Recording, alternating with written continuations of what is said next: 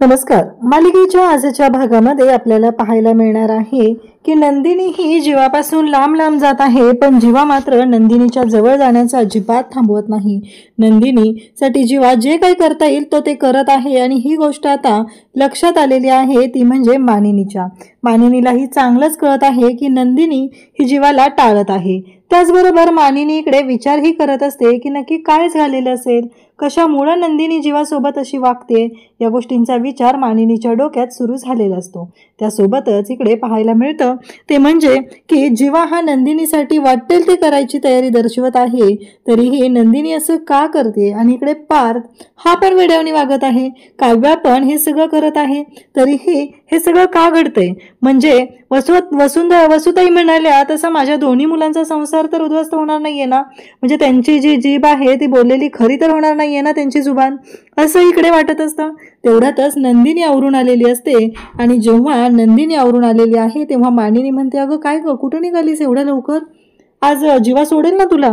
तेव्हा मात्र नंदिनी म्हणत असते की नाही, म्हणजे मला ना एक अर्जंट जायचं आहे, ते महाजन दाम्पत्य येणार आहे, ते स्पॉन्सर करतात ना आनंद निवासला, मग तिथं मी असणं गरजेचं आहे, सगळा आजचा कार्यक्रम व्यवस्थित होणं गरजेचं आहे, त्यासाठी थोडं लवकर जात आहे, असं नंदिनी सांगत असते. तेव्हा मात्र मानिनी म्हणत असते, अगं असं किती वेळ लागणार आहे, थांब ना जरा, जीवा येईल ना, आणि जीवा आला की मग त्याच्यासोबत जा तू, असं ती सांगत आहे. पण इकडे ऐकायला तयार नाही ती म्हणजे नंदिनी म्हणत असते की तुम्ही जीवाला प्लीज सांगा ना. त्यावेळेस मानिनी मात्र शांत राहत नाही. मानिनी म्हणते की नंदिनी एक विचारू का तुला, मला राहून राहून असं का वाटतंय, तू जीवाला टाळण्याचा तर विचार करत नाहीये ना. हे सगळं बोलणं चाललेलं असतं आणि तेव्हा मात्र इकडे मानिनी बोलत आहे, पण नंदिनी म्हणते नाही हो आई, असं काही नाहीये. कारण मानिनीला असं वाटत असतं नंदिनी आणि पार्थ हे दोघं मिळून संसार वाचवणार आहेत त्यांचे, कारण त्यांच्या दोघांच्या बाबतीत असं काहीही व्हायला नको आहे असं तिला वाटत असतं. तिला खरं तर खूप आशा होती, कारण नंदिनी नक्कीच काहीतरी चांगलं करेल असं तिला वाटत होतं. पण इकडे नंदिनीच आता जीवापासून पळ काढत आहे. या गोष्टीमुळं मानिनीला खरं तर वाईट वाटत असतं. मानिनीला असं वाटत असतं की नाही, हे सगळं जे काही घडतंय ना ते खूप भयानक आहे, असं व्हायला नको आहे, कारण माझ्या मुलांचा संसार तुटायला नको आहे, असं तिचं म्हणणं चालू आहे. इकडे नंदिनी म्हणत असते की आई, अहो मला खूप वेळ होतोय ना, मला थोडं लवकर जायचंय. ती म्हणते, अगं जीवाला सांगून, तेव्हा ती म्हणते की ते आवरतायत, मी निघते आता, असं तिचं म्हणणं चाललेलं आहे. आणि त्याचबरोबर हे सगळं जेव्हा घडत आहे तेव्हा मात्र मानिनी नंदिनीला समजवण्याचा प्रयत्न करत असते, पण नंदिनी मात्र इकडे जराही ऐकायला तयार नसते. नंदिनी तिच्या हट्टाला पेटलेली आहे. नंदिनीचं फक्त एकच सुरू आहे की नाही, मला जायचंय, मला घाई आहे. मानिनीने कितीही स्पष्ट बोलण्याचा प्रयत्न केला, काहीही गोष्टी सांगितल्या, तरीही नंदिनी मात्र आता ऐकायलाच तयार नसते. तिचं फक्त एवढंच सुरू आहे की नाही, मी निघत आहे, मला उशीर होतोय. आता मानिनी किती प्रयत्न करणार, नंदिनीला जर ऐकायचं नसेल तर. नंदिनी सुद्धा हे सगळं मुद्दामूनच करत आहे. तिला जीवापासून दूर जायचं आहे, जीवाशी तिला कुठलाही संबंध ठेवायचा नाहीये, यासाठीच तर तिचं हे सगळं चाललेलं असतं. आणि त्यासाठी हा अट्टहास ती करत आहे असं म्हणायला काहीच हरकत नाहीये. त्यासोबतच इकडे आता मानिनी विचार करत असते. मानिनी म्हणत असते की काहीही झालं तरीही माझ्या मुलांचे संसार वाचले पाहिजे, त्यांच्या बाबतीत काहीही चुकीचं घडायला नको आहे, हा विचार मानिनीच्या डोक्यात चाललेला असतो. तेवढ्यातच इकडे आता रम्या वसूला फोन करत असते आणि रम्या सांगत असते की आई, आजचं काम तुला व्यवस्थित करायचं, तुला माहितीये का आज काय झालं. अगं ती काव्या कुठे गेलेली काय माहिती, पार्थ आवरून रेडी झाला, मी खाली आले आणि मी आणि पार्थ दोघंही एकत्र आलो. तुला माहितीये का, एवढ्या लवकर निघालो होतो ना, रस्ता रिकामा होता आणि त्याचबरोबर लॉंग ड्राईव्ह, आणि मग मी ज्या ठिकाणी ब्रेकफास्टसाठी थांबायला सांगितलं त्या ठिकाणी पार्थने गाडी थांबवली आणि आम्ही दोघांनी इडली सांबर खाल्लं आणि त्याचबरोबर फिल्टर कॉफी, एवढा छान असा ब्रेकफास्ट आम्ही दोघांनी एकत्र केला. हे सगळं बोलणं चाललेलं असतं आणि ती सांगत असते.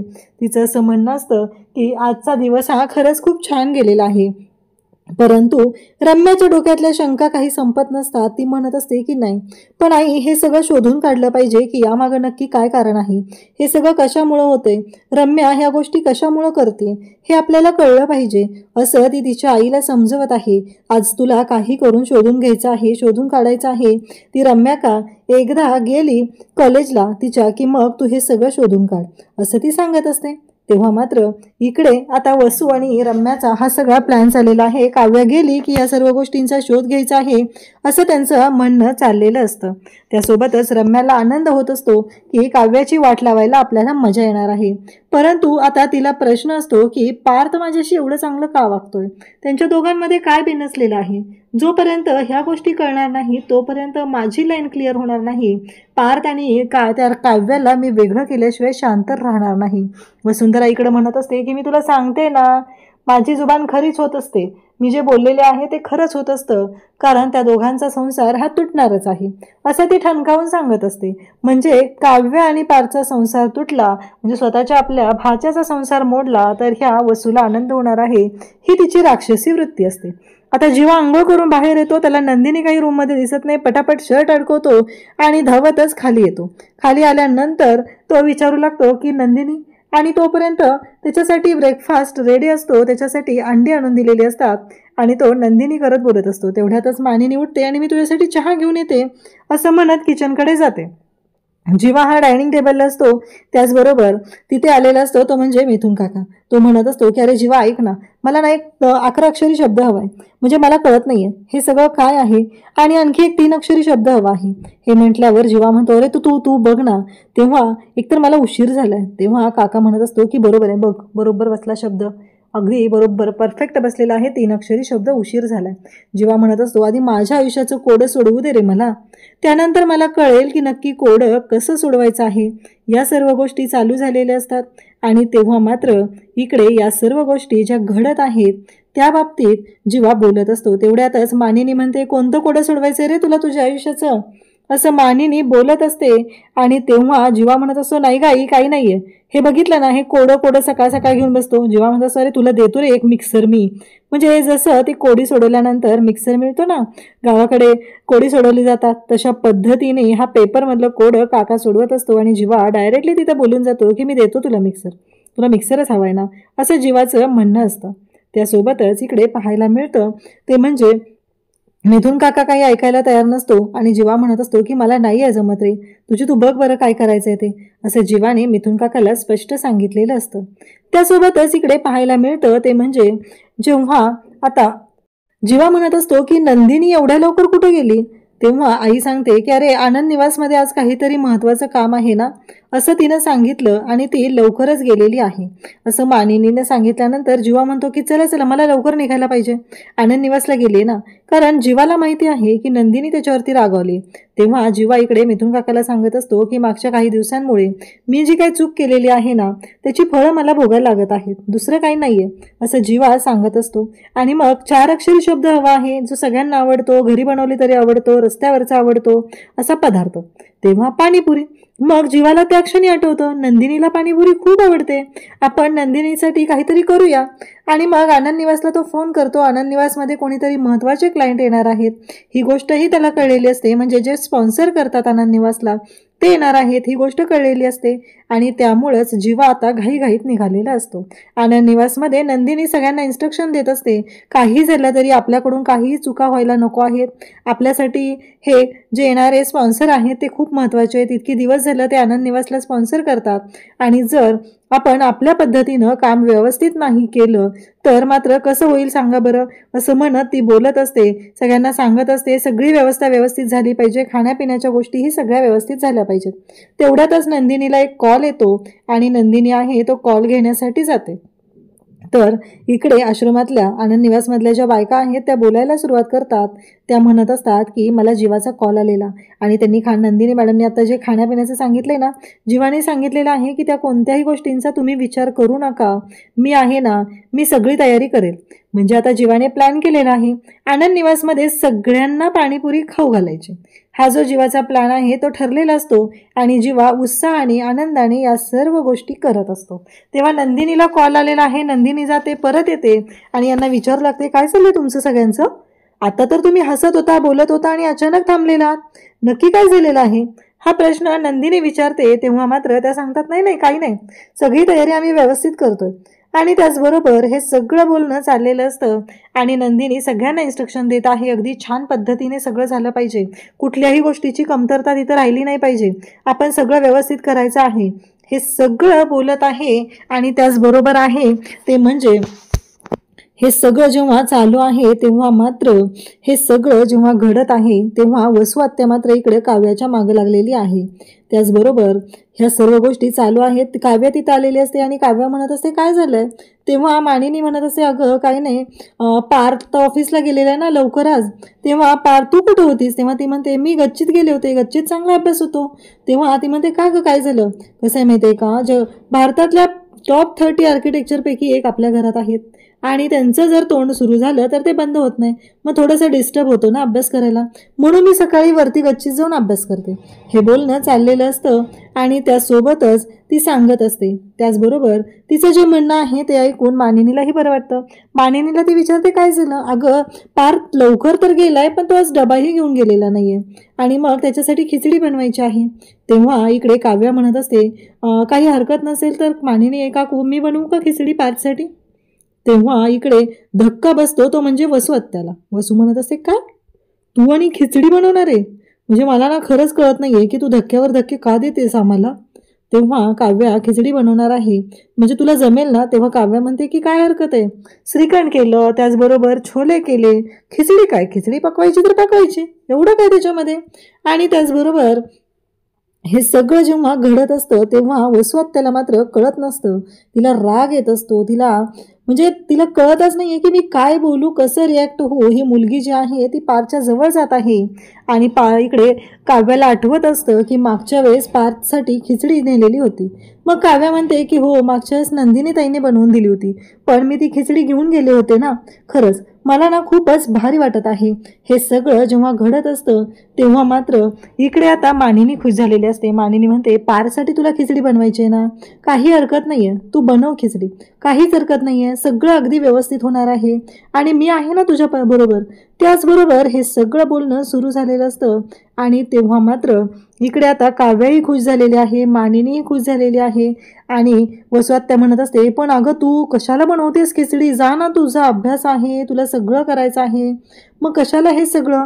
तेव्हा काव्या म्हणते अहो मी आत्ताच्या जगातली मुलगी आहे, या जमान्यातली, त्यामुळे तुम्ही काहीच काळजी करू नका, सगळं अगदी मी व्यवस्थित करणार आहे, तुम्हाला टेन्शन घ्यायची गरजच नाहीये.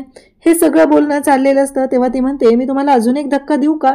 आणि मग अजून एक धक्का देऊ का म्हटल्यानंतर इकडे काव्या म्हणते की मी फक्त खिचडी बनवणारच नाहीये तर पार्थसाठी स्वतः डबा भरून घेऊन जाणारे ऑफिसला त्यांच्या.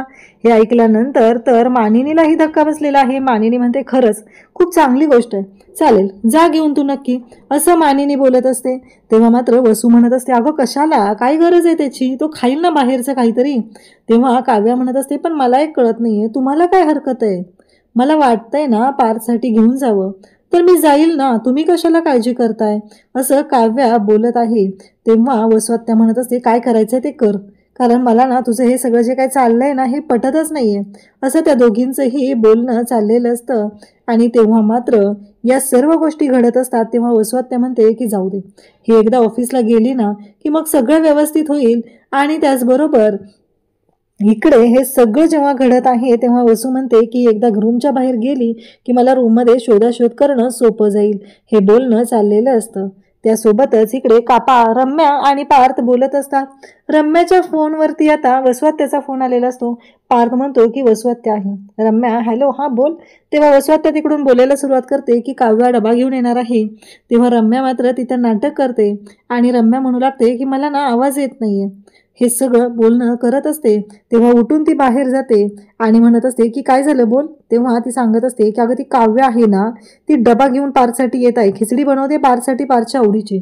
आणि त्यामुळं हे सगळं जेव्हा घडत असतं तेव्हा मात्र इकडे ह्या सगळ्या गोष्टी इतक्या विचित्र पद्धतीने असतात. रम्या म्हणत असते की काळजी करू नको, काहीही झालं तरीही मी स्वतः जे आहे ती पार्थला घेऊन आज बाहेर निघून जाणार आहे आणि त्यामुळं मी त्याला लंचसाठी बाहेर घेऊन जाईल, त्यामुळे इथं काव्य आली तर ती रिकाम्या केबिनमध्ये थांबेल, दुसरं काहीच होऊ शकणार नाही, अशा गोष्टी चाललेल्या असतात. तेव्हा मात्र इकडे रम्याने आता प्लॅन केलेला आहे की मी याचं पूर्णपणे वाट लावणार आहे या काव्याची. परंतु रम्याला कुठं माहिती आहे की तिची वाट लावायला काव्या आणि नंदिनी जर एकत्र आल्या तर काय होईल, आणि तिनं कितीही पार्थसोबत जवळीक साधण्याचा प्रयत्न केला तरीही पार्थ मात्र तिला काडीचीही किंमत देत नाही. तर पार्थकडे ती येते आणि पार्थला म्हणत असते की पार्थ आपण बाहेर जाऊया ना, पावसाचं वातावरण झालंय, मस्त पावसात भिजूया. पार्थ म्हणतो काय पावसात भिजायचं, नाही नाही अजिबात नाही, मला नाही चालणार हे सगळं, असं तो बोलत असतो. तेव्हा मात्र इकडे रम्या म्हणत असते अरे डोळे बंद करायचे आणि पावसाचा जो आस्वाद आहे ना तो घ्यायचा, खरंच खूप भारी वाटतं, असं रम्या सांगत असते. तेव्हा मात्र पार्थ म्हणत असतो की नाही हे शक्यच नाही आहे, अजिबात नाही, मला नाही आवडत आहे ते, असं स्पष्टपणे पार्थ सांगत असतो. तेव्हा मात्र रम्या म्हणत असते की नाही मला वाटत आहे म्हणून मी तुला सांगितलेलं आहे. परंतु पार्थ ऐकायलाच तयार नसतो. ती म्हणते ठीक आहे मग आपण लॉंग ड्राईव्हला जाऊया आणि लंच बाहेर करूया. शेवटी आता सगळ्याच गोष्टीला नकार कसा द्यायचा म्हणून पार्थ जो आहे तो तयार होतो आणि म्हणतो की चालेल आपण जाऊया. या सर्व गोष्टी झालेल्या असतात आणि त्यासोबतच इकडे पाहायला मिळतं ते म्हणजे की वसुआत्या जी आहे ती बोलत असते आणि ती आता पुन्हा येते, ती म्हणजे काव्याच्या रूमकडे वसू आल्यानंतर तिथे वाट लागते. ती म्हणजे त्यांच्या घरातली जी नोकर अंजू आहे ती तिथं उभी असते आणि मग तिला पाहून वसुआत्या म्हणते की तू इथं काय करतेस. ती म्हणते आज सगळ्या रूम साफ करायचे आहेत ना, मग या रूमपासून सुरुवात केली आहे, आधी ही रूम साफ करते आणि मग तुमच्या रूमकडे येते, असं तिचं बोलणं चाललेलं असतं. वसुआत्या म्हणत असते की काय करू आता, ही इथं आलेली आहे, तिकडं ती काव्या गेली आहे, मला कळतच नाही, ती काव्याची खिचडी पकते तिथं, मला ना कळत नाही आहे मी काय करू. ह्या सगळ्या गोष्टी चाललेल्या असतात. त्यासोबतच इकडे आपल्याला पाहायला मिळतं की काव्या मानिनी सांगत आहे त्या पद्धतीने खिचडी बनवत आहे आणि मग काव्याला मानिनी सांगत असते की शेंगदाण्याचं कूट आहे ना मी एक वाफ काढल्यानंतर टाकते, म्हणजे खिचडी जी आहे ती सुटसुटीत बनते. त्याचबरोबर तिचं असं म्हणणं असतं की सगळेजण आधी टाकतात, परंतु ही खिचडी जी आहे ना ती पार्थला अशा पद्धतीनं केलेली आवडते. आज मी सांगते आणि मग तू बनवतेस, माझे इन्स्ट्रक्शन घेऊन बनवते, पण नंतर तू स्वतः बनवशील आणि पार्थसाठी घेऊनही जाशील, कळणारही नाही आहे, माझ्या नकळतपणे हे सगळं केलेलं असेल. हे ऐकल्यानंतर काव्या मात्र मानिनीकडे पाहत असते. काव्या मानिनीला बोलते. त्यानंतर इकडे पाहायला मिळतं ते म्हणजे मानिनीने सांगितलेलं आहे त्या पद्धतीने खिचडी तर बनत आहे, पण काव्याच्या डोक्यात विचारही सुरू आहेत की पार्थला खुश करायचं आहे आणि त्याचबरोबर पार्थ जो आहे त्या बाबतीत या सर्व गोष्टी ज्या आहेत त्या चांगल्या झाल्या पाहिजेत, कारण पार्थला आपण इतके दिवस झालं फक्त त्रास आणि त्रासच दिलेला आहे आणि त्यामुळं पार्थच्या बाबतीत ह्या सर्व गोष्टी अशा पद्धतीने नाही झाल्या पाहिजेत, म्हणून काव्या काळजी घेत आहे. त्यासोबतच इकडे पाहायला मिळतं ते म्हणजे की आता काहीही करून या सर्व गोष्टी ज्या आहेत मी व्यवस्थित अशा करणार आहे.